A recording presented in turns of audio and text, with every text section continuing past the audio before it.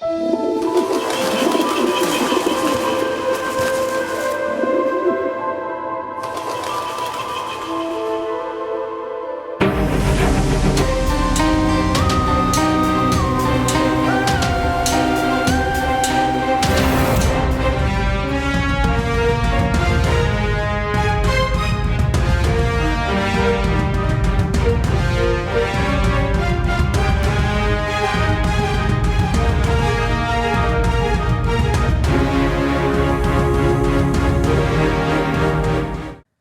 മിശിഹായ്ക്ക് സ്തുതിയായിരിക്കട്ടെ. നമ്മളെ അക്ഷരാർത്ഥത്തിൽ ഞെട്ടിക്കുന്ന ചില വാർത്തകളാണ് ഇന്ന് മാധ്യമങ്ങളിൽ നിറഞ്ഞു നിൽക്കുന്നത്. നമ്മുടെ മാധ്യമ ശ്രദ്ധ ആകർഷിക്കുന്ന വാർത്തകളൊക്കെയും തന്നെ നമ്മളെ ഒത്തിരിയധികം പേടിപ്പിക്കുന്ന, ഭയത്തിലേക്ക് തള്ളിവിടുന്ന തരത്തിലുള്ള വാർത്തകളാണ്. കൊലപാതകങ്ങൾ വർദ്ധിച്ചു വരുന്നു, ലഹരിയുടെ ഉപയോഗം നമ്മുടെ നാട്ടിൽ വർദ്ധിച്ചു വരുന്നു, അതുപോലെ തന്നെ പ്രണയക്കെണികൾ, ഇങ്ങനെ അസന്മാർഗികതയും തിന്മയുടെ ശക്തികളും പിടിമുറുക്കുന്ന ഒരു കാലഘട്ടത്തിലാണ് ഞാനും നിങ്ങളുമൊക്കെയും ജീവിക്കുന്നത്. ഇതിന് പലതരത്തിലുള്ള കാരണങ്ങളുണ്ടായേക്കാം. അസന്മാർഗികതയും തിന്മയുമൊക്കെ സമൂഹത്തിൽ ഇങ്ങനെ പിടിമുറുക്കുന്നതിന് നിരവധി കാരണങ്ങൾ പലരും പറയുന്നുണ്ട്. രാഷ്ട്രീയപരമായ കാരണങ്ങളുണ്ടായിരിക്കാം, അല്ലെങ്കിൽ സാമൂഹിക എന്തെങ്കിലും പ്രശ്നങ്ങളുണ്ടായിരിക്കാം, സാൻമാർഗികതയുമായിട്ട് ബന്ധപ്പെട്ട ചില പ്രശ്നങ്ങളുണ്ടായിരിക്കാം, വിശ്വാസവുമായിട്ട് ബന്ധപ്പെട്ട എന്തെങ്കിലും പ്രശ്നങ്ങൾ. ഇത്തരം അസന്മാർഗിക പ്രവർത്തനങ്ങൾ അല്ലെങ്കിൽ തിന്മയുടെ ശക്തികൾ നമ്മുടെ സമൂഹത്തിൽ പിടിമുറുക്കുവാനായിട്ട് കാരണമാകുന്നുണ്ടോ? ഞാൻ ഇതിനെക്കുറിച്ച് അന്വേഷിച്ചിറങ്ങി. ഒരു പുരോഹിതൻ എന്ന നിലയിൽ എന്തുകൊണ്ടാണ് നമ്മുടെയൊക്കെ സമൂഹത്തിൽ ഇത്രമാത്രം നീചമായ കൊടും കൃത്യങ്ങൾ, കൊലപാതകം, ലഹരി, പ്രണയക്കെണികൾ ഇതൊക്കെയും നടമാടുന്നത്? പെട്ടെന്ന് എനിക്ക് അങ്ങനെ ഉത്തരങ്ങളൊന്നും കണ്ടെത്തുവാനായിട്ട് കഴിഞ്ഞില്ല. എങ്കിലും ഞാൻ ഒരിക്കൽ ഒരു സൺഡേ സ്കൂളിൽ ഒരു സന്ദർശനത്തിന് ചെല്ലുകയുണ്ടായി. അപ്പോൾ അവിടെ കുട്ടികൾക്ക് പരീക്ഷ നടക്കുകയായിരുന്നു. കുഞ്ഞുങ്ങളൊക്കെ സൺഡേ സ്കൂളിലെ ഹാളിലിരുന്ന് പരീക്ഷ എഴുതിക്കൊണ്ടിരിക്കുന്നു. അപ്പോൾ അവിടുത്തെ അധ്യാപകരുമായിട്ട് ഞാൻ സംസാരിച്ചപ്പോൾ ഏറെ വേദനയോടുകൂടി അധ്യാപകർ പറഞ്ഞൊരു കാര്യമാണ്, വെച്ചാൽ ഇന്നത്തെ കുട്ടികൾക്ക് പരീക്ഷ ക്വസ്റ്റ്യൻ പേപ്പറിൽ ഒരു ജപമാലയുടെ രഹസ്യം എഴുതുക എന്ന് പറഞ്ഞാൽ കുഞ്ഞുങ്ങൾക്ക് അറിഞ്ഞുകൂടാ. അപ്പം ഞാൻ പറഞ്ഞു, ഇതൊക്കെ എളുപ്പമുള്ള കാര്യമില്ല. കാരണം നമ്മുടെയൊക്കെ കുട്ടിക്കാലത്ത് ഈ ഒരു ചോദ്യം കണ്ടു കഴിഞ്ഞാൽ 5 മാർക്കിൻ്റെ ഒരു ചോദ്യമുണ്ടെങ്കിൽ ആ 5ൽ 5 മാർക്കും കരസ്ഥമാക്കാനായിട്ട് എളുപ്പമായിരുന്നു. കാരണം വീട്ടിലെല്ലാ ദിവസവും കൊന്ത ചൊല്ലി അത് കേട്ട് പഠിച്ചിട്ടുള്ളത് കൊണ്ട് തന്നെ മഹിമയുടെ 5ാം രഹസ്യം എഴുതുക, അല്ലെങ്കിൽ ദുഃഖത്തിൻ്റെ 2ാം രഹസ്യം എഴുതുക എന്നൊക്കെ പറയുമ്പോൾ അന്ന് വളരെ എളുപ്പമായിരുന്നു കാര്യങ്ങൾ. അത് വായിക്കുന്ന പാടെ തന്നെ നമുക്ക് ഉത്തരക്കടലാസിൽ അതിൻ്റെ ഉത്തരം എഴുതി വയ്ക്കാമായിരുന്നു. പക്ഷേ ഇന്ന് കുഞ്ഞുങ്ങൾക്ക് ജപമാലയുടെ രഹസ്യങ്ങൾ അറിഞ്ഞുകൂടാ, നമസ്കാരങ്ങൾ അറിഞ്ഞുകൂടാ. ഇതിൻ്റെ കാരണം അന്വേഷിച്ചപ്പോഴാണ് ഞാൻ ഞെട്ടിക്കുന്ന മറ്റൊരു രഹസ്യം മനസ്സിലാക്കിയത്. അതായത് ഇന്ന് നമ്മുടെയൊക്കെ ഭവനങ്ങളിൽ സന്ധ്യാപ്രാർത്ഥനകൾ, കുടുംബ പ്രാർത്ഥന അല്ലെങ്കിൽ കൊന്തയെത്തിക്കൽ ഇല്ലാതായിരിക്കുന്നു. ഞങ്ങളുടെയൊക്കെ കുട്ടിക്കാലത്ത് അല്ലെങ്കിൽ ഞങ്ങളുടെയൊക്കെ മുതിർന്ന തലമുറയുടെയൊക്കെ ചെറുപ്പകാലത്ത് എന്ന് പറയുമ്പോൾ നമുക്കറിയാം, ഭവനങ്ങളിൽ വൈകുന്നേരമാവുമ്പോൾ അപ്പനും അമ്മയും മക്കളും വല്യപ്പച്ചനും വല്യമ്മയും എല്ലാവരും കൂടെ മുട്ടിന്മേൽ നിന്ന് അല്ലെങ്കിൽ ഒന്നിച്ച് ചേർന്നിരുന്ന് പ്രാർത്ഥിക്കുമായിരുന്നു. കുടുംബ പ്രാർത്ഥന എന്ന് പറയുന്നത് അവരുടെ കുടുംബജീവിതത്തിൻ്റെ ഏറ്റവും പ്രധാനപ്പെട്ട, അവരെയൊക്കെ ഒന്നിച്ചു ചേർക്കുന്ന ഒരു മേഖലയായിരുന്നു, ഒരു സന്ദർഭമായിരുന്നു എന്ന് വേണ്ടി നമുക്ക് പറയാനായിട്ട് സാധിക്കും. അപ്പോൾ ഈ ജപമാലയൊക്കെ ചൊല്ലിയിരുന്നത് ഒരു പ്രത്യേക ഈണത്തിലാണ്, ഒരു ഇമ്പത്തിലാണ് നമ്മുടെയൊക്കെ അമ്മമാർ പ്രത്യേകിച്ചും ഈ ജപമാലയുടെ രഹസ്യങ്ങളും നന്മ നിറഞ്ഞ മറിയുമൊക്കെ ചൊല്ലിയിരുന്നത്. അപ്പോൾ കുഞ്ഞുങ്ങളായിരുന്ന ഞങ്ങൾക്കൊക്കെയും ഈ ഈണം മനസ്സിൽ പതിഞ്ഞു നിൽക്കുമായിരുന്നു. കൊന്ത ചെല്ലുന്നതിൻ്റെ ആ ഒരു പ്രാർത്ഥനയുടെ ഒരു ഇമ്പമുണ്ട്, ഒരു ഈണമുണ്ട്. അപ്പോൾ ചോദ്യമൊക്കെ വരുമ്പോൾ ആ ഈണം മനസ്സിൽ ഓർത്തുകൊണ്ട് തന്നെയാണ് ഈ രഹസ്യങ്ങളൊക്കെയും എഴുതിക്കൊണ്ടിരുന്നത്. ഇനി നമ്മുടെ സ്വന്തം ഭവനത്തിൽ മാത്രമല്ല, വൈകുന്നേരം ഒരു 6:30-ക്കും 10 മണിക്കുമൊക്കെ ഇടയിൽ ആ നാട്ടിലുള്ള ക്രൈസ്തവ കുടുംബങ്ങളിലൊക്കെയും ഇങ്ങനെ പ്രാർത്ഥനകൾ അലയടിക്കുമായിരുന്നു. ഒരു വീട്ടിൽ പ്രാർത്ഥന കഴിയുമ്പോഴേക്കും അടുത്ത വീട്ടിൽ പ്രാർത്ഥന കേൾക്കുവാനായിട്ട് തുടങ്ങും. ഇനി എങ്ങാനും ഒരു വീട്ടിൽ പ്രാർത്ഥന കേട്ടില്ലെങ്കിൽ നമ്മൾ അന്വേഷിക്കുമെന്ന്, അവർക്ക് എന്ത് പറ്റി, രോഗമോ മറ്റോ ആണോ, ഇനി അവർ വീട്ടിലവിടെ ഇല്ലേ, നമ്മൾ അന്വേഷിക്കുക പോലും ചെയ്യുമായിരുന്നു. കാരണം അത്രമാത്രം പ്രാർത്ഥനകളാൽ പൂരിതമായിരുന്നു നമ്മുടെയൊക്കെ ഗ്രാമങ്ങളിലെ അന്തരീക്ഷം, കുടുംബ അന്തരീക്ഷം എന്ന് പറയുന്നത്. പക്ഷേ ഇന്ന് അത് ഇല്ലാതായി തീർന്നിരിക്കുന്നു. നമ്മുടെ ഭവനങ്ങളിൽ പുറമേ നോക്കുമ്പോൾ കരിസ്മാറ്റിക് പ്രാർത്ഥനകൾക്ക് പോകുന്നുണ്ട്, സൺഡേ സ്കൂളിൽ പോകുന്നുണ്ട്. ഇനി ചിലരൊക്കെ സൺഡേ സ്കൂളിൽ അധ്യാപകരാണ് താനും. അതാണ് അതിൻ്റെ ഒരു വിരോധാഭാസം എന്ന് പറയുന്നത്. പക്ഷേ സ്വന്തം ഭവനങ്ങളിൽ ജപമാല അർപ്പിച്ച് പ്രാർത്ഥിക്കുന്നില്ല, സ്വന്തം ഭവനങ്ങളിൽ കുടുംബ പ്രാർത്ഥനകളില്ല. അതുകൊണ്ട് തന്നെ ദൈവവിളികൾ കുറഞ്ഞു വരുന്നു. ദൈവവിളികൾ എന്ന് പറയുന്നത് പൗരോഹിത്യത്തിലേക്കോ സന്യാസത്തിലേക്കുള്ള വിളികൾ മാത്രമല്ല ഞാൻ ഉദ്ദേശിക്കുന്നത്, നല്ല കുടുംബ ജീവിതങ്ങളിലേക്കുള്ള വിളികൾ പോലും ഇന്ന് കുറഞ്ഞു വരുന്നതിന് കാരണം, ഇന്ന് നമ്മുടെയൊക്കെ സമൂഹത്തിൽ തിന്മ നടമാടുന്നതിനുള്ള കാരണമെന്ന് പറയുന്നത്, ഇന്ന് സന്ധ്യാനേരങ്ങളിൽ നമ്മുടെയൊക്കെ ഭവനങ്ങളിൽ നിന്നും ഉത്ഭവിക്കേണ്ട പുറപ്പെടേണ്ട പ്രാർത്ഥനകൾ, അതിൻ്റെ ഒരു അലതല്ലൽ അത് തികച്ചും അന്യം നിന്ന് പോയിരിക്കുന്നു എന്നുള്ള സത്യമാണ്. ഞങ്ങളുടെ കുടുംബത്തിൽ എല്ലാവരും ഒന്നു ചേർന്ന് പ്രാർത്ഥിക്കുമായിരുന്നു ചെറുപ്പത്തിലൊക്കെ. ഇന്ന് എൻ്റെ ഭവനത്തിൽ അംഗസംഖ്യ കുറഞ്ഞത് കൊണ്ട് തന്നെ, അതുകൊണ്ട് അമ്മ മാത്രമേ ഉള്ളൂ. അതുകൊണ്ട് ഞങ്ങൾ ചെയ്യുന്നത് എന്താണെന്ന് വെച്ചാൽ, അമ്മ ഒറ്റയ്ക്ക് ജപമാല അർപ്പിക്കുമ്പോൾ, അല്ലെങ്കിൽ ഞാൻ വല്ലപ്പോഴും വീട്ടിൽ ചെല്ലുമ്പോൾ പണ്ടുണ്ടായിരുന്നത് പോലെ ആഘോഷമായിട്ട് ചൊല്ലണം. ഒരാൾ തന്നെ ചൊല്ലിക്കഴിഞ്ഞു കഴിഞ്ഞാൽ എന്തോ ഒരു കുറവ് പോലെ ഞങ്ങൾക്ക് തോന്നിക്കും. അതുകൊണ്ട് എൻ്റെ അമ്മ ചെയ്യുന്നത്, സാധാരണഗതിയിൽ 7 മണിക്ക് ശാലോം ടെലിവിഷനിൽ ജപമാല അർപ്പണമുണ്ട്. ആ ജപമാല അത് ഓൺ ചെയ്ത് വെച്ച് ഏത് ഇടവകക്കാർ അല്ലെങ്കിൽ ഏത് സന്യസ്തർ ചൊല്ലുന്നോ അവരോടൊപ്പമാണ് ചൊല്ലുന്നത്. കാരണം പണ്ട് മുതൽക്കുള്ള ഞങ്ങളുടെ കുടുംബത്തിലെ സന്ധ്യാപ്രാർത്ഥനയുടെ ഒരു പാരമ്പര്യം അത് ഇന്നും തുടരുകയാണ്. നല്ല ശബ്ദത്തിൽ എല്ലാവരും ചേർന്ന് പ്രാർത്ഥിക്കണമെന്നുള്ളത് അത് പഴയ കാരണവന്മാർ തൊട്ട് തുടങ്ങിയ ഒരു പാരമ്പര്യമാണ്. അതിന്നും ഇതുപോലെ തന്നെ എത്തിക്കുന്ന നിരവധി കുടുംബങ്ങളുണ്ട്. ഇന്ന് പല കുടുംബങ്ങളിലും ഞാൻ പറഞ്ഞതുപോലെ അപ്പൻ അല്ലെങ്കിൽ അമ്മ ഒറ്റയ്ക്കേ ഉള്ളൂ. അവർ പോലും ഇന്ന് ഒറ്റയ്ക്ക് പ്രാർത്ഥിക്കുന്ന നിരവധി കുടുംബങ്ങൾ എനിക്കറിയാം. അവരെയൊക്കെ ദൈവം സമൃദ്ധമായിട്ട് അനുഗ്രഹിക്കുന്നുമുണ്ട്. അവരുടെ ഏകാന്തതയിൽ അവരുടെ പ്രാർത്ഥനകളൊക്കെയും ദൈവം തമ്പുരാൻ ശ്രവിച്ച് അവരെ പൊന്നുപോലെ ചേർത്ത് പിടിക്കുകയും ചെയ്യുന്നുണ്ട്. ഈ അടുത്തിടയ്ക്ക് നമ്മുടെ കേരള സഭയിൽ ഉന്നത ശുശ്രൂഷ ചെയ്യുന്ന ഒരു വൈദികനുമായിട്ട് ഞാൻ സംസാരിക്കുകയായിരുന്നു. അപ്പോൾ അദ്ദേഹവുമായിട്ട് സംസാരിച്ചുകൊണ്ടിരിക്കുമ്പോൾ ഞങ്ങൾ യാത്രാമധ്യയായിരുന്നു. അദ്ദേഹത്തിൻ്റെ യാത്രാ ബാഗ്, ഒരു ചെറിയ ബാഗ് കയ്യിലുണ്ട്.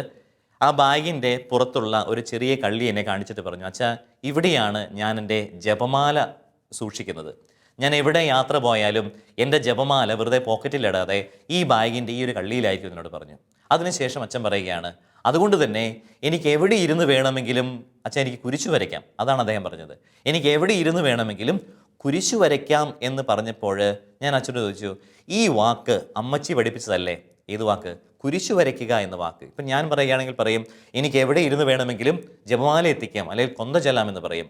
എനിക്ക് എവിടെ ഇരുന്ന് വേണമെങ്കിലും കുരിശു വരയ്ക്കാമെന്ന് പറഞ്ഞപ്പോൾ അച്ഛൻ പറയണം, അതെ, എൻ്റെ കുടുംബത്തിൽ അന്നും ഇന്നും ഒരു 8-8:30 മണിയാകുമ്പോൾ എല്ലാവരും വന്ന് ഞങ്ങൾ കുരിശു വരയ്ക്കും. ഞാൻ പലപ്പോഴും കുടുംബത്തിലില്ല, പുരോഹിതനാണ്, പലയിടങ്ങളിലാണ്, യാത്ര ചെയ്യുകയായിരിക്കും, ബസ്സിലായിരിക്കാം, റെയിൽവേ സ്റ്റേഷനിലായിരിക്കാം, എവിടെ ഇരുന്നാണെങ്കിലും ഞാനും ആ ജപമാലയിൽ, ആ സന്ധ്യാപ്രാർത്ഥനയിൽ മനസ്സുകൊണ്ട് പങ്കുചേരുമെന്ന്. പ്രിയമുള്ളവരെ, ദൈവവിളികളുടെയൊക്കെ അടിസ്ഥാനമെന്ന് പറയുന്നത് ഇങ്ങനെ അപ്പനും അമ്മയും മക്കളുമൊക്കെ ഒന്നു ചേർന്നിരുന്ന് കുരിശു വരയ്ക്കുന്നത് തന്നെയാണെന്ന് ഞാൻ പറയും. അപ്പോഴാണ് ദൈവം ഭൂമിയിലേക്ക് ഇറങ്ങി വന്ന് കുഞ്ഞുമക്കളെയൊക്കെ പേര് ചൊല്ലി വിളിക്കുന്നത്. പൗരോഹിത്യത്തിലേക്കും സന്യാസത്തിലേക്കും നല്ല വിശുദ്ധിയുള്ള കുടുംബ ജീവിതത്തിലേക്കുമൊക്കെ. അപ്പോൾ ഇങ്ങനെ ഒന്ന് ചേർന്നിരുന്ന് കൊന്ത ചെല്ലുമ്പോൾ, സന്ധ്യാപ്രാർത്ഥന എല്ലാവരും ചേർന്നിരുന്ന് പ്രാർത്ഥിക്കുമ്പോൾ നമുക്ക് ലഭിക്കുന്ന ഏറ്റവും വലിയ മേന്മ എന്ന് പറയുന്നത്, പൗലോസ് അപ്പോസ്തലൻ ഗലാത്യക്കാർക്ക് എഴുതിയ ലേഖനത്തിൻ്റെ 6-ാം അധ്യായത്തിൻ്റെ 2-ാം വചനത്തിൽ പറയുന്നത് പോലെ, പരസ്പരം ഭാരങ്ങൾ വഹിച്ചുകൊണ്ട് ക്രിസ്തുവിൻ്റെ നിയമം പൂർത്തിയാക്കുവാൻ നമ്മളെക്കൊണ്ട് സാധിക്കും. അതായത് ഭവനത്തിൽ എല്ലാവരും ഒന്നു ചേർന്ന് പ്രാർത്ഥിക്കുമ്പോൾ എന്തെന്നില്ലാത്ത ഒരു ഇണക്കം, എന്തെന്നില്ലാത്ത ഒരു സൗഹാർദ്ദം, എന്തെന്നില്ലാത്ത സ്നേഹവും കരുതലും കുടുംബത്തിലെ ഓരോ വ്യക്തികളും തമ്മിൽ അങ്ങോട്ടും ഇങ്ങോട്ടും ഉണ്ടാകുമെന്നുള്ളത് തീർച്ചയുള്ള കാര്യമാണ്. അതുകൊണ്ട് തന്നെ ചേർന്നിരുന്ന് പ്രാർത്ഥിക്കുമ്പോൾ നമുക്ക് ലഭിക്കുന്ന ആദ്യത്തെ അനുഗ്രഹം എന്ന് പറയുന്നത് പരസ്പരം ഭാരങ്ങൾ വഹിക്കുവാൻ. ഭാര്യയ്ക്ക് ഭർത്താവ് ഒരു ഭാരം പിടിച്ചൊരു വ്യക്തിയായിട്ട് തോന്നിക്കത്തില്ല. മക്കൾക്ക് അപ്പൻ എന്ന വ്യക്തി ഒരു ക്രൂരനായ വ്യക്തിയായിട്ട് തോന്നിക്കത്തില്ല. എല്ലാവർക്കും പരസ്പരമുള്ള ഭാരങ്ങൾ അങ്ങോട്ടും ഇങ്ങോട്ടും സ്നേഹത്തോടുകൂടെ കരുതലോടുകൂടെ വഹിക്കുവാൻ സാധിക്കുമെന്നുള്ളത് ഉറപ്പാണ്. ഈ അടുത്തിടയ്ക്ക് ഞാൻ 2 കുട്ടികളോട് സംസാരിക്കുകയായിരുന്നു. 7-ാം ക്ലാസ്സിലും 6-ാം ക്ലാസ്സിലും ഒക്കെ പഠിക്കുന്ന 2 മിടുക്കൻ മക്കൾ. അപ്പോൾ അവർ പറയും, അച്ഛാ, ഞങ്ങളുടെ വീട്ടിൽ സന്ധ്യാപ്രാർത്ഥനയല്ല, മറിച്ച് രാത്രി പ്രാർത്ഥനയാണെന്ന് പറഞ്ഞു. ഞാൻ ചോദിച്ചു, എന്താ മക്കളെ, എങ്ങനെ രാത്രിക്കാണ് നിങ്ങൾ പ്രാർത്ഥിക്കുന്നത്? അതെ, പപ്പ ജോലിയൊക്കെ കഴിഞ്ഞ് വരുമ്പോൾ രാത്രി 9 മണി 10 മണിയൊക്കെ കഴിയും. പക്ഷേ പപ്പ വരുന്നത് വരേക്കും ഞങ്ങൾ എല്ലാവരും ഉണർന്നിരിക്കും. ഞങ്ങളുടെ വല്യപ്പച്ചനും വല്യമ്മയും വീട്ടിലുണ്ട്, മമ്മിയുണ്ട്, ഞങ്ങൾ 2 മക്കളുണ്ട്. പക്ഷേ ഞങ്ങളുടെ പപ്പ ജോലിയും കഴിഞ്ഞ് വരുന്നത് വരെ ഞങ്ങൾ കാത്തിരിക്കും. പപ്പയാകട്ടെ എത്ര മടുത്താലും വന്ന് കുളിച്ച് വൃത്തിയായിട്ട് ജപമാല ചൊല്ലി കൊന്ത ചൊല്ലി പ്രാർത്ഥിച്ച് ഞങ്ങൾ സ്തുതി കൊടുത്ത് പിരിഞ്ഞിട്ട ശേഷം മാത്രമേ ഉറങ്ങാനായിട്ട് പോവുകയുള്ളൂ എന്ന് പറഞ്ഞു. എത്ര രാത്രിക്ക് വന്നാലും ഞങ്ങൾ കാത്തിരിക്കും. ഞങ്ങളുടെ സന്ധ്യാപ്രാർത്ഥനയിൽ ഒരു മുടക്കവുമില്ല. ഞങ്ങൾക്ക് പരീക്ഷ വന്നാലാകട്ടെ, ഞങ്ങൾക്ക് രോഗം വന്നാലാകട്ടെ, എന്ത് തടസ്സമുണ്ടെങ്കിലും ഞങ്ങൾ ഒന്നു ചേർന്ന് പ്രാർത്ഥിക്കുമെന്ന് ആ കുഞ്ഞുങ്ങൾ സാക്ഷി പറഞ്ഞപ്പോൾ ഞാൻ ചിന്തിക്കുകയായിരുന്നു. അവരുടെ കുടുംബത്തെ എനിക്ക് വളരെ അടുത്തറിയാം. അവർ തമ്മിലും, ഭാര്യ ഭർത്താക്കന്മാർ തമ്മിലും, മക്കൾ തമ്മിലുമൊക്കെ ചെറിയ ചെറിയ സൗന്ദര്യ പിണക്കങ്ങളൊക്കെ ഉണ്ടാകാറുണ്ട്. പരസ്പരം കൊച്ചു കൊച്ചു സങ്കടങ്ങളൊക്കെ അങ്ങോട്ടും ഇങ്ങോട്ട് പരിഭവമൊക്കെ ഉണ്ട്. പക്ഷെ അവർ തമ്മിൽ വലിയ കലഹങ്ങളൊന്നുമില്ല, വലിയ ശത്രുതയില്ല. ഇനി പൗലോസ്ലീഹ പറയുന്നത് പോലെ ഒരു രാത്രിക്ക് ശേഷം പിറ്റേ ദിവസത്തേക്ക് കൊണ്ടു നടക്കേണ്ടുന്ന കോപവും അവർക്കില്ല. കാരണം ഓരോ കോപവും ഓരോ പരിഭവവും ഈ സന്ധ്യാപ്രാർത്ഥനയോടുകൂടി അവർ അവസാനിപ്പിച്ചിട്ടാണ് കിടന്നുറങ്ങുവാനായിട്ട് പോകുന്നത്. പ്രിയമുള്ളവരെ, ഒരു വളരെ നല്ല ആത്മീയ ചര്യയാണിത്. എത്ര വൈകിട്ടാണെങ്കിലും, എത്ര മടുപ്പുണ്ടെങ്കിലും കുടുംബത്തിലെ അംഗങ്ങൾ എല്ലാവരും ഒന്നു ചേർന്ന് പ്രാർത്ഥിക്കുമ്പോൾ നമുക്ക് കിട്ടുന്ന അനുഗ്രഹങ്ങൾ, കൃപകൾ, അതോടൊപ്പം തന്നെ പരസ്പരം ഭാരങ്ങൾ വഹിച്ച് പരസ്പരം യു ആർ ഇമ്പോർട്ടൻറ്റ്, നീ എനിക്ക് വളരെ പ്രധാനപ്പെട്ട വ്യക്തിയാണ് എന്ന് ഏറ്റുപറയുവാനുള്ള ഒരു അവസരവും കൂടിയാണ് ഈ ഒന്നിച്ചുള്ള കുരിശുവരയ്ക്കൽ എന്ന് പറയുന്നത്. ഇനി ചില ഭവനങ്ങളിൽ ഞാൻ കണ്ടിട്ടുണ്ട്, മാതാപിതാക്കളും മക്കളുമൊക്കെ ഒന്നു ചേർന്ന് പ്രാർത്ഥിക്കുന്നു. അവരുടെ പൊതു പ്രാർത്ഥന കഴിഞ്ഞതിന് ശേഷം കുഞ്ഞു മക്കളെ കൊണ്ട് അവരുടെ ഭാഷയിൽ അവർക്കറിയാവുന്ന തരത്തിൽ അവരെ കൊണ്ട് വീണ്ടും ഒറ്റയ്ക്കിരുത്തി പ്രാർത്ഥിപ്പിക്കും. ഉറക്കെ അവർ പ്രാർത്ഥിക്കുന്നത് നിഷ്കളമായ പ്രാർത്ഥന. ഈശോയെ, ഞങ്ങളുടെ പപ്പായെ അനുഗ്രഹിക്കണമേ, എൻ്റെ മമ്മിയെ അനുഗ്രഹിക്കണമേ, എൻ്റെ സഹോദരങ്ങളെ അനുഗ്രഹിക്കണമേ, ഞങ്ങളുടെ ഇടവക വിയാരിയച്ചിനെ അനുഗ്രഹിക്കണം. അങ്ങനെ കൊച്ചു കൊച്ചു ഭാഷയിൽ നുറുങ്ങു പ്രാർത്ഥനകൾ, സുഹൃത ജപങ്ങളൊക്കെ എത്തിക്കുമ്പോൾ ഈ കുഞ്ഞുങ്ങളെക്കുറിച്ച് ഞാൻ മനസ്സിലാക്കിയിരിക്കുന്നത്, ഇവർക്കൊക്കെ കുശുമ്പും കുറുമ്പും കുറച്ചൊക്കെ കുസൃതികളും ഒക്കെ മക്കൾ തന്നെയാണ്. ഇവർ ഈ പ്രാർത്ഥിച്ചിട്ട് പിറ്റേ ദിവസം നേരെ സ്വർഗത്തിലേക്ക് പോകുന്നൊന്നുമില്ല. പക്ഷേ ഒരു യാഥാർത്ഥ്യം എന്ന് പറയുന്നത്, ഇങ്ങനെ പ്രാർത്ഥിപ്പിച്ച് പരിശീലിപ്പിക്കുന്ന കുഞ്ഞുങ്ങൾക്ക് എന്തെന്നില്ലാത്ത അനുസരണശീലമുണ്ടായിരിക്കും. അവരോട് അപ്പനും അമ്മയും എന്നല്ല, സ്കൂളിൽ അധ്യാപകരാകട്ടെ, സമൂഹത്തിൽ മുതിർന്നവരാകട്ടെ, ആരെങ്കിലും അവർക്ക് നന്മ പറഞ്ഞു കൊടുത്താൽ ആ മക്കൾക്ക് അത് കേൾക്കുവാനും അത് സ്വന്തം ജീവിതത്തിലേക്ക് പകർത്തി എഴുതുവാനുമുള്ള ഒരു ആർജവം, ഒരു തിരിച്ചറിവ് ആ മക്കൾക്കുണ്ട്. ആ മക്കളൊന്നും ഒരിക്കലും അഹന്തയിൽ വളർന്നു വരുന്നവരായിരിക്കില്ല. ഇങ്ങനെ അപ്പൻ്റെയും അമ്മയുടെയും തണലിലിരുന്ന് പ്രാർത്ഥിക്കുന്ന ഈ പൊന്നുമക്കൾ എങ്ങനെയാണ് കഞ്ചാവിൻ്റെയും മയക്കുമരുന്നിൻ്റെയും മറ്റ് ലഹരി പദാർത്ഥങ്ങളുടെയും ഒക്കെ പിന്നാലെ പോകുന്നത്? ഒരിക്കലും പോവുകയില്ല. എപ്പോഴും കുടുംബ പ്രാർത്ഥന എന്ന വേരുള്ള ആ വേരിൽ തഴച്ചു വളർന്നിരിക്കുന്ന മക്കൾക്ക് ഒരിക്കലും ഇത്തരം തിന്മയുടെ ശക്തികൾക്ക് കീഴ്പ്പെടുവാനായിട്ട് കഴിയുകയില്ല. അപ്പോൾ ഇങ്ങനെ എത്ര മടുത്താലും കുടുംബ പ്രാർത്ഥന എത്തിക്കുക. കുഞ്ഞുങ്ങൾ എത്ര ചെറുതാണെങ്കിലും അവർക്ക് സംസാരിക്കുവാനുള്ള കഴിവ് വന്നു കഴിയുമ്പോൾ അവരെ കൊണ്ട് കൊച്ചു കൊച്ചു പ്രാർത്ഥനകൾ ചൊല്ലിപ്പിക്കുക. അതോടൊപ്പം തന്നെ വളരെ പ്രധാനപ്പെട്ടത്, കുടുംബ പ്രാർത്ഥനയുടെ ഏറ്റവും അവസാനം പരസ്പരം സ്തുതി ചൊല്ലി പിരിയുക. അപ്പോൾ ഇതൊക്കെ ചെയ്തു കഴിയുമ്പോൾ കുടുംബത്തിൽ നിലനിൽക്കുന്ന അസഹിഷ്ണുത, അല്ലെങ്കിൽ ആർക്കെങ്കിലും എന്തെങ്കിലും അക്രമവാസനയുണ്ടെങ്കിൽ ഇതൊക്കെയും ഇല്ലാതായിട്ട് മാറും. പരസ്പരം ശണ്ഠ, കലഹം, വിദ്വേഷം, മത്സരബുദ്ധി ഇതൊന്നും ഒരിക്കലും നിരന്തരം കുടുംബ പ്രാർത്ഥന അല്ലെങ്കിൽ സന്ധ്യാപ്രാർത്ഥന എത്തിക്കുന്ന കുടുംബങ്ങളിൽ ഇല്ലായിരിക്കും എന്നുള്ളത് നമുക്ക് ഉറപ്പിച്ച് പറയുവാനായിട്ട് സാധിക്കും. അപ്പോൾ ഇപ്രകാരം ഒന്നിച്ചിരുന്ന് പ്രാർത്ഥിക്കുന്ന മാതാപിതാക്കളും മക്കളും തമ്മിൽ എന്തെന്നില്ലാത്ത ഇണക്കമുണ്ടാകുന്നു, വലിയ സൗഹാർദ്ദമുണ്ടാകുന്നു. ഇതിൻ്റെയൊക്കെ കാരണമായിട്ട് ഞാൻ കരുതുന്നത് ഈ പ്രാർത്ഥന കഴിഞ്ഞുള്ള പരസ്പരമുള്ള സ്തുതി ചൊല്ലലാണ്. വളരെ പ്രധാനപ്പെട്ട ഒരു കാര്യമാണ് ഒന്നിച്ചുള്ള സ്തുതി ചൊല്ലൽ എന്ന് പറയുന്നത്. കുടുംബത്തിലുള്ള ഏറ്റവും മുതിർന്ന വ്യക്തി തൊട്ട് അങ്ങനെ സീനിയോറിറ്റി ലിസ്റ്റിലാണ് പലപ്പോഴും നമ്മൾ സ്തുതി ചൊല്ലുന്നത്. അപ്പച്ചനും അമ്മച്ചിക്കും, പപ്പയ്ക്കും മമ്മിക്കും, അങ്ങനെ സഹോദരങ്ങൾക്ക്, മുതിർന്നവർക്ക് ഇങ്ങനെ സ്തുതി ചൊല്ലി വരും. ഇന്നത്തെ കുട്ടികളോട് ഇങ്ങനെ സ്തുതി ചൊല്ലുക അല്ലെങ്കിൽ ചുംബിക്കുക എന്ന് പറയുമ്പോൾ അവർക്ക് എന്തോ ചമ്മലാണ്, നാണമാണ്. പക്ഷെ അങ്ങനെയൊന്നുമല്ല. ഞങ്ങളുടെ കുട്ടിക്കാലത്ത് ഞങ്ങൾ ഓർക്കുന്നുണ്ട്, ഏത് വീട്ടിൽ ചെന്ന് ഞങ്ങൾ ഒന്നിച്ചിരുന്ന് പ്രാർത്ഥിക്കുമ്പോൾ ഏറ്റവും മുതിർന്നവർക്ക് ഞങ്ങൾ നെറ്റിത്തടത്തിൽ ചുംബനം നൽകും, ചുണ്ടിൽ ചുംബനം നൽകും, കവിൾത്തടങ്ങളിൽ ചുംബനം നൽകും. അതോടൊപ്പം തന്നെ കൈവെള്ളയിൽ പോലും ഞങ്ങൾ ചുംബിക്കുമായിരുന്നു. എൻ്റെ അപ്പൻ്റെയും അമ്മയുടെയും സഹോദരങ്ങളുടെയും ഒക്കെ കൈവെള്ളയിൽ പോലും ചുംബിച്ചിട്ട് ഈശോ മിശിഹായ്ക്ക് സ്തുതിയായിരിക്കട്ടെ എന്ന് പറയുമ്പോൾ എന്തെന്നില്ലാത്ത സ്നേഹം, യേശുനാഥൻ്റെ സാമീപ്യം ആ കുടുംബത്തിൽ ഓരോ വ്യക്തികൾക്കും അനുഭവിച്ച് അറിയുവാനായിട്ട് സാധിക്കും. അപ്പോൾ കുടുംബത്തിലെ സ്നേഹം അല്ലെങ്കിൽ ദൃഢത ഊട്ടിയുറപ്പിക്കുവാനായിട്ട് ഈ ചുംബനത്തെ കൊണ്ട് കഴിയും. എന്താണ് ഈ ചുംബനത്തിൻ്റെ അർത്ഥം? പ്രിയമുള്ളവരെ, ഈ ചുംബനം എന്ന് പറയുന്നത് വെറുതെ ഈശോ മിശിഹായ്ക്ക് സ്തുതി എന്ന് പറയുന്ന യേശുവിന് കൊടുക്കുന്ന ചുംബനം, അതൊരു ഭാഗമാണ്. എന്നാൽ അതോടൊപ്പം തന്നെ വൈകുന്നേരങ്ങളിൽ നമ്മൾ ചൊല്ലുന്ന ഈ ചുംബനം അല്ലെങ്കിൽ നൽകുന്ന ഈ ചുംബനം എന്ന് പറയുന്നത് അതൊരു അനുരഞ്ജനത്തിൻ്റെ അടയാളമാണ്. അതെ, അനുരഞ്ജനത്തിൻ്റെ അടയാളം. അതത് ദിവസം പരസ്പരം ചെയ്തു കൂട്ടിയ പാപങ്ങൾക്ക്, പരസ്പരമുള്ള കലഹം, വിദ്വേഷം, മാത്സര്യബുദ്ധി, അന്ന് ക്ഷമ ചോദിച്ചുകൊണ്ട് തന്നെയാണ് ഈ ചുംബനം നമ്മൾ കൊടുക്കുന്നത്. ഇപ്പോൾ പൗലോസ്ലീഹായുടെ ലേഖനത്തിലൊക്കെയും ഈ ചുംബനം എന്ന വാക്ക് നമുക്ക് കാണുവാനായിട്ട് സാധിക്കും. ഉദാഹരണത്തിന് റോമ 16:16 വിശുദ്ധ ചുംബനത്താൽ അന്യോന്യം വന്ദനം പറയുവിൻ. 1 കൊറിന്തോസ് 16:20 സകല സഹോദരരും നിങ്ങളെ അഭിവാദനം ചെയ്യുന്നു, നിങ്ങൾ വിശുദ്ധ ചുംബനത്താൽ അന്യോന്യം അഭിവാദനം ചെയ്യുവിൻ. അപ്പോൾ പൗലോസ്ലീഹായുടെ ലേഖനങ്ങളിലുടനീളം ഈ ചുംബനത്തെക്കുറിച്ചുള്ളൊരു പരാമർശമുണ്ട്. കാരണം പൗലോസിനറിയാം, ഈ ചുംബനം എന്ന് പറയുന്നത് സ്നേഹത്തിൻ്റെ പ്രകടനം മാത്രമല്ല. ക്രൈസ്തവ വിശ്വാസത്തിൻ്റെ പശ്ചാത്തലത്തിൽ നമ്മൾ നോക്കുമ്പോൾ ചുംബനം അനുരഞ്ജനത്തിൻ്റെ അടയാളമാണ്. ഞാനൊരു ഫ്രാൻസിസ്കൻ വൈദികനാണ്. അസീസിയിലെ വിശുദ്ധ ഫ്രാൻസിസ് തൻ്റെ അനുയായികളോട്, തൻ്റെ സഹോദരങ്ങളോട് പറയുന്നത്, നിങ്ങൾ പരസ്പരം കാണുമ്പോൾ, ഒരു ഫ്രാൻസിസ്കൻ മറ്റൊരു ഫ്രാൻസിസ്കനെ കാണുമ്പോൾ പരസ്പരം ആശ്ലേഷിക്കണമെന്നാണ് പറയുന്നത്. അതുകൊണ്ട് ഇന്ന് ഞങ്ങൾ ഫ്രാൻസിസ്കൻ സഭയിലെ വൈദികർ പരസ്പരം അങ്ങോട്ടും ഇങ്ങോട്ടും കാണുമ്പോൾ ഞങ്ങൾ ആശ്ലേഷിക്കും. അതിൻ്റെ അർത്ഥം അതൊരു അനുരഞ്ജനമാണ്, സ്വാഗതത്തിൻ്റെ അടയാളമാണ്. എന്തുകൊണ്ടാണ് ഇതൊരു അനുരഞ്ജനത്തിൻ്റെ അടയാളമാണ് എന്ന് പറയുന്നത്?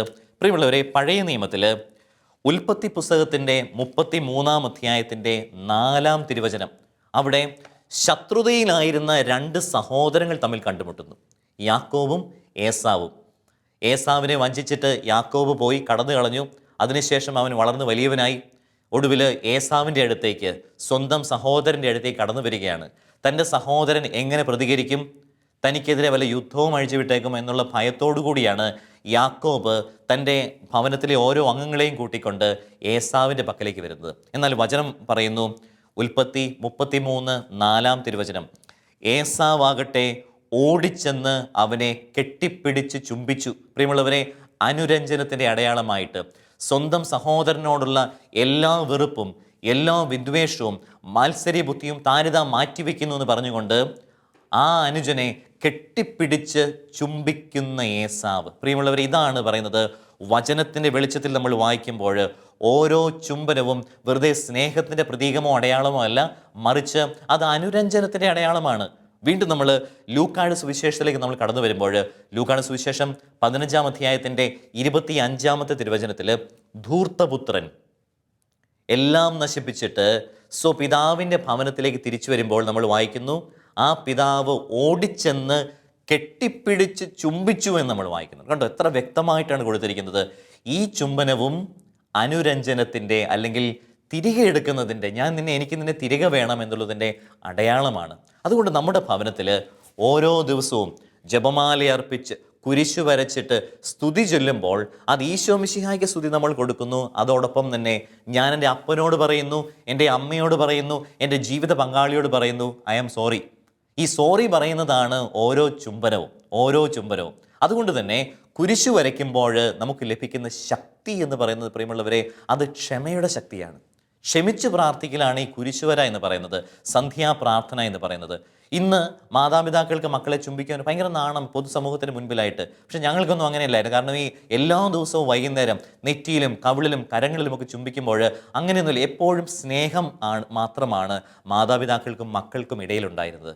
അതോടൊപ്പം തന്നെ ഞാൻ ഏറെ സന്തോഷത്തോടു കൂടി പറയുവാൻ ആഗ്രഹിക്കുന്നത്, ഇങ്ങനെ എല്ലാ ദിവസവും കൊന്ത ചൊല്ലി കുരിശു വരച്ച് അപ്പനും അമ്മയ്ക്കും നമ്മൾ സ്തുതി കൊടുത്ത് ചുംബിക്കുമ്പോൾ എനിക്ക് സന്തോഷത്തോടു കൂടി പറയാനായിട്ട് സാധിക്കും, എൻ്റെ അപ്പൻ്റെയും അമ്മയുടെയും ഗന്ധം എനിക്കറിയാം. എൻ്റെ പപ്പ മരിച്ചിട്ട് ഏകദേശം 21 വർഷങ്ങൾ പൂർത്തിയാവുകയാണ്. ഈ 21 വർഷങ്ങൾക്ക് ശേഷവും എൻ്റെ അപ്പൻ്റെ ഗന്ധം എനിക്കറിയാം. കാരണം അത്രമാത്രം ആഴമേറിയ സ്നേഹബന്ധമാണ് ഈ കുരിശുവരയിലൂടെ ഞാനും എൻ്റെ മാതാപിതാക്കളും തമ്മിൽ നേടിയെടുത്തിരുന്നത്. അതുകൊണ്ട് തന്നെ അപ്പൻ്റെയും അമ്മയുടെയും മണമറിഞ്ഞ്, ഗന്ധമറിഞ്ഞ്, സാമീപ്യമറിഞ്ഞ് വളരുന്ന മക്കൾക്ക് എങ്ങനെയാണ് വഴിതെറ്റി പോകുവാനായിട്ട് സാധിക്കുന്നത്? അതുകൊണ്ട് ചേർന്നിരുന്ന് പ്രാർത്ഥിക്കുക. നമുക്കറിയാം, കുഞ്ഞു മക്കൾ വീട്ടിലുള്ളപ്പോൾ അവരെയൊക്കെ കുരിശുവരയുടെ സമയത്ത് മടിയിലിരുത്തി തന്നെ വേണം പ്രാർത്ഥിപ്പിക്കുവാനായിട്ട്. മടിയിലിരുത്തി അവരോടൊപ്പം ചേർന്നിരുന്ന് പ്രാർത്ഥിക്കുമ്പോൾ എന്തെന്നില്ലാത്ത കൃപകളാണ് ലഭിക്കുവാനായിട്ട് പോകുന്നത്. പ്രിയമുള്ളവർ, അങ്ങനെ അരികിലിരുന്ന് പ്രാർത്ഥിക്കുമ്പോൾ, മടിയിലിരുന്ന് പ്രാർത്ഥിക്കുമ്പോൾ നമുക്ക് തീർച്ചയായിട്ടും ആ കുടുംബത്തിൻ്റെ ഗന്ധം അതെനിക്ക് കിട്ടും. എനിക്കെന്ന് ചിന്തിക്കുമ്പോൾ, എൻ്റെ അപ്പനെയും അമ്മയെയും കുറിച്ച് ചിന്തിക്കുമ്പോൾ അവരുടെ ഗന്ധം എനിക്ക് സുഗന്ധമായിട്ടാണ് എപ്പോഴും അനുഭവപ്പെടുന്നത്. ഞാനൊരു പുരോഹിതനായിട്ട് വീട്ടിൽ നിന്ന് മാറിയാണ് ജീവിക്കുന്നത്, നമുക്ക് എല്ലാവർക്കും അറിയാം. അപ്പോൾ പോലും അപ്പൻ്റെയും അമ്മയുടെയും ഗന്ധമെന്ന് പറയുന്നത് സുഗന്ധമുള്ള ഗന്ധമാണ്. ഇനി പണ്ട് കാലത്ത് എപ്പോഴും ഈ സ്തുതിയിൽ പ്രാർത്ഥിക്കുമ്പോൾ നമുക്കറിയാം, പ്രായമുള്ള വല്യപ്പനും വല്യമ്മയൊക്കെ അവരുടെ എണ്ണയുടെയും കുഴമ്പിൻ്റെയൊക്കെ മണമൊക്കെ ഉണ്ട്. അതൊക്കെയാണ് നമ്മുടെ നാസാരന്ധ്രങ്ങളിലേക്ക് ഇറങ്ങിച്ചെല്ലുന്നത്. അതൊക്കെയും സുഗന്ധമായിട്ടാണ് പരിണമിക്കുന്നത്. പക്ഷേ ഇന്ന് നമ്മൾ കാണുന്നത് ഈ സന്ധ്യാപ്രാർത്ഥനകളൊക്കെ നിശ്ചലമായിട്ട് മാറിയിരിക്കുന്നു. പല കുടുംബങ്ങളിലും വൈകുന്നേരമുള്ള കുരിശ്വര പ്രാർത്ഥനയില്ല. അതുകൊണ്ട് തന്നെ അപ്പൻ്റെയും അമ്മയുടെയും ഗന്ധമെന്ന് പറയുന്നത് ദുർഗന്ധമായിട്ട്, മനസ്സിനെ ഉളവാക്കുന്ന തരത്തിലുള്ള മണമായിട്ടാണ് പലർക്കും അനുഭവപ്പെടുന്നത്. അതുകൊണ്ട് തന്നെയാണ് ഒന്ന് പറഞ്ഞ് രണ്ടാമത്തതിന് അപ്പനും മക്കളും തമ്മിൽ വഴക്കുണ്ടാകുന്നത്, കൊലപാതകത്തിനുള്ള ശ്രമങ്ങൾ ഉണ്ടാകുന്നത്, മദ്യത്തിനും മയക്കുമരുന്നിനും ഒക്കെ പിന്നാലെ അപ്പനെയും അമ്മയും ഒക്കെ മറന്നിട്ട് കുഞ്ഞുങ്ങളൊക്കെ ഇറങ്ങിപ്പോകുന്നുള്ള കാരണം അപ്പൻ്റെയും അമ്മയുടെയും ഒക്കെ ഗന്ധം സുഗന്ധമായിട്ട് അനുഭവപ്പെടുന്നതിന് പകരം ദുർഗന്ധമായിട്ട് അവർക്ക് തോന്നുന്നു. എന്നാൽ എല്ലാ ദിവസവും കുരിശു വരച്ച് സ്തുതി ചൊല്ലി ശീലമുള്ളൊരു കുഞ്ഞ് ഒരിക്കലും സ്വന്തം അപ്പനെയോ അമ്മയോ തള്ളിപ്പറയുകയോ സ്വന്തം അപ്പനെയോ അമ്മയോ ഏതെങ്കിലും ഓൾഡ് ഏജ് ഹോമിൽ കൊണ്ടുപോയി ആക്കുകയോ ചെയ്യുകയില്ല. കാരണം ആ കുഞ്ഞിന്, ആ മകന്, ആ മകൾക്ക് അപ്പൻ്റെയും അമ്മയുടെയും ഗന്ധമെന്ന് പറയുന്നത് സുഗന്ധമാണ് എപ്പോഴും. അപ്പോൾ അങ്ങനെ വളരുന്ന മക്കൾ ഒരിക്കലും കഞ്ചാവിനും മയക്കമരുന്നിനും അടിമപ്പെട്ടു പോവില്ല. അങ്ങനെ വളർന്നു വരുന്ന മക്കൾ ഒരിക്കലും ഏതെങ്കിലും ഒരുത്തരുടെ പിന്നാലെ ഒരു ദിവസം ചാടി പോവില്ല. അങ്ങനെ വളർന്നു വരുന്ന മക്കൾ ഒരിക്കലും അപ്പനെയോ അമ്മയെയോ തല്ലുകയോ ശാസിക്കുകയോ ഒന്നും ചെയ്യില്ല. പ്രിയമുള്ളവരെ, ഈ വചന സന്ദേശം അവസാനിപ്പിക്കുമ്പോൾ ഞാൻ വീണ്ടും ചിന്തിച്ചു പോകുന്നത് പണ്ട് കാലത്ത് നിന്നിരുന്ന ആ ഒരു പ്രാർത്ഥനാ കൂട്ടായ്മയാണ്. ഓരോ കുടുംബങ്ങളിൽ നമ്മൾ ഒന്നു ചേർന്ന് പ്രാർത്ഥിക്കുമ്പോൾ ഒരു കുടുംബത്തിൻ്റെ പ്രാർത്ഥന, സന്ധ്യാപ്രാർത്ഥന, ആ നാടിന്, ആ ദേശത്തിന് അനുഗ്രഹമായിട്ട് മാറുമായിരുന്നു. ഇതിന് പഴയ നിയമത്തിലും പുതിയ നിയമത്തിലും ചില ഉദാഹരണങ്ങളുണ്ട്. പഴയ നിയമത്തിൽ 2 സാമുവേൽ 6-ാം അധ്യായത്തിൻ്റെ 10 മുതൽ 12 വരെയുള്ള തിരുവചനങ്ങളിൽ ഈ വാഗ്ദാന പേടകം ഒബേദ് എദോമിൻ്റെ വീട്ടിൽ പ്രതിഷ്ഠിക്കുന്നു. അയാളുടെ വീട്ടിലായിരുന്നു കൊണ്ട് അവർ പ്രാർത്ഥിക്കുമ്പോൾ ആ വീട്ടിലെ പ്രാർത്ഥന വഴിയായിട്ട് ദേശത്തിന് മുഴുവൻ അനുഗ്രഹം ലഭിക്കുന്നു. വീണ്ടും അപ്പസ്തോല പ്രവർത്തനങ്ങളിൽ 10-ാം അധ്യായത്തിൻ്റെ 1-ാം തിരുവചനം മുതൽ കൊർണേലിയൂസിൻ്റെ ഭവനത്തെക്കുറിച്ച് നമ്മൾ വായിക്കുന്നുണ്ട്. എപ്പോഴും പ്രാർത്ഥിച്ചിരുന്ന കൊർണേലിയൂസ് വഴിയായിട്ട്, അവൻ്റെ ഭവനം വഴിയായിട്ട് ആ ദേശം മുഴുവൻ അനുഗ്രഹിക്കപ്പെടുന്നു. പ്രിയമുള്ളവരെ, നമ്മുടെ കത്തോലിക്ക ഭവനങ്ങളിൽ, ക്രിസ്തീയ കുടുംബങ്ങളിൽ സന്ധ്യാപ്രാർത്ഥനകൾ തിരിച്ചു വരണം. ആ പാരമ്പര്യത്തിലേക്ക് നമ്മൾ തിരിച്ചു വരികയും ആ പ്രാർത്ഥനകൾ അലയടിച്ചുയർന്ന് നമ്മുടെ ദേശത്തിന് അനുഗ്രഹമായിട്ട് മാറുമ്പോഴാണ് തിന്മയുടെ ശക്തികൾ നിലം പൊത്തുന്നത്. അതുകൊണ്ട് നമ്മളിപ്പോൾ വാർത്താമാധ്യമങ്ങളിൽ കാണുന്ന വാർത്തകൾ കേട്ടിട്ട് ടെൻഷൻ അടിച്ച് ആകുലപ്പെട്ട് ജീവിക്കാതെ പ്രാർത്ഥനയിലേക്ക്, പ്രത്യേകിച്ചും കുടുംബ പ്രാർത്ഥനയിലേക്ക് തിരിച്ചു വരുമ്പോഴാണ് കുടുംബങ്ങളുടെ വിശുദ്ധീകരണത്തിലൂടെ സമൂഹത്തിൻ്റെയും സഭയുടെയും വിശുദ്ധീകരണം സാധ്യമാകുന്നത്. ഈശോ നമ്മുടെ കുടുംബങ്ങളെയും കുടുംബത്തിലെ ഓരോ അംഗങ്ങളെയും സമൃദ്ധമായിട്ട് അനുഗ്രഹിക്കട്ടെ. ആമേൻ.